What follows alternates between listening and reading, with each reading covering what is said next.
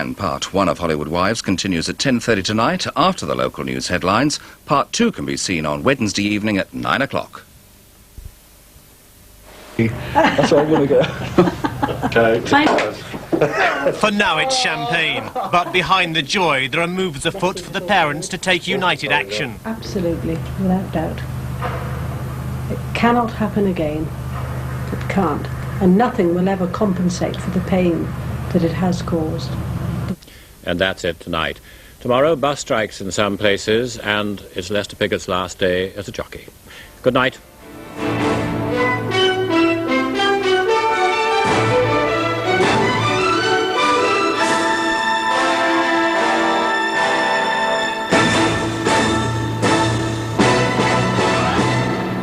Next tonight, the Thames news headlines, followed by the continuing story of Hollywood Wives.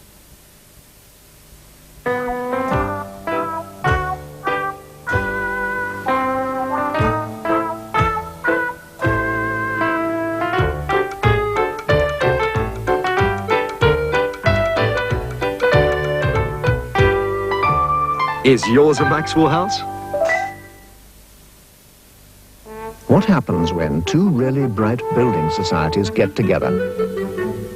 You get one very big building society that's very bright indeed. So there's quite a bit more for the man in the street. For instance, bright ideas like Bank Save Plus, the banking service with a high interest account. So your money's always growing. And when you're out shopping, there's the free service and discount card, so you get more for your money.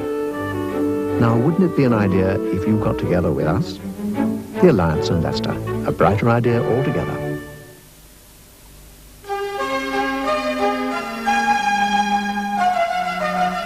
In 1839, Alexander Elder set sail from England to Australia. He saw opportunity and seized it. Elder began one of the world's leading agricultural enterprises.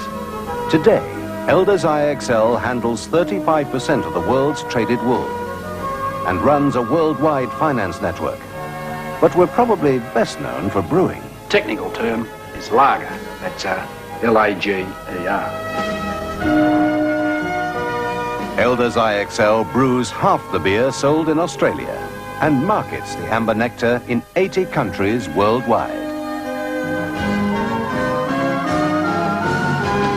We are proud of our ability to seize opportunities, equally proud of the opportunities we offer our employees. Elder's IXL. It's great to be back. To help you get even more from a teletext set, Oracle has introduced a new section for you to use whenever it suits you. By simply pressing a few buttons, you can get a constantly reviewed set of theatre and cinema listings. What's on looks ahead, so you can plan your entertainment. There's something for everyone, and the information is always up to date. At any time of the day, you can call up pages of exhibitions, fairs, and ideas for a day out. Whenever you want the full regional picture, page your Oracle. Good evening. Black people across Britain are being urged to march through London 2 weeks today against racism and police activity following the recent riots. Organisers also hope black workers will declare a day of action. The idea began with the Cherry Gross support campaign. They've called for the prosecution of the policeman who shot Mrs. Gross and an independent inquiry. Tomorrow her family will seek police agreement for the march from Brixton to Hyde Park. The Bishop of Southwark is joining forces with the trade unions in a campaign for more jobs and houses in London's deprived areas. The Right Reverend Ronald Bowlby says one idea is to channel money from council house sales into refurbishing homes like here on Battersea's Doddington estate. The campaign, called Building for People, is launched tomorrow. Health chiefs tonight agreed to cut 300 jobs at Guy's Hospital. They'll go in the acute services department, most through early retirement and natural wastage. It's part of a package to save £2.7 million. 66 beds will be lost as well. A woman of 69 has died in Reading from Legionnaire's disease. Her home is being checked for the source of the virus. Health experts say it's an isolated case.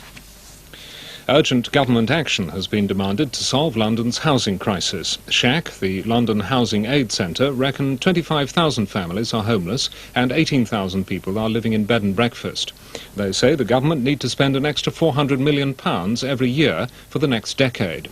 Meanwhile, Wandsworth Council say their privately owned housing is in better than average condition because they've continued to provide improvement grants. The Royal Opera House in Covent Garden warned tonight that they'll have to axe 4 out of 10 performances unless the Arts Council give them more cash. They say there are real fears that next year's grant won't rise to the £14 million mark that's needed. And they warn that ticket prices will have to go up too. A post-mortem has failed to discover how the actor Gary Holton died last week. An inquest on the star of the series Auf Wiedersehen, Pet is due later in the week. Finally, last-minute preparations are underway for the Thames Telethon, the 24-hour television programme for charity. It kicks off tomorrow night and has an all-star cast. The idea is for viewers to pledge money, and it's hoped to raise millions for needy children. And Thames weather. Tonight, showers to the east, dry elsewhere. Tomorrow, mostly dry, though the chance of a little rain. The high, 11 degrees Celsius, that's 52 degrees Fahrenheit.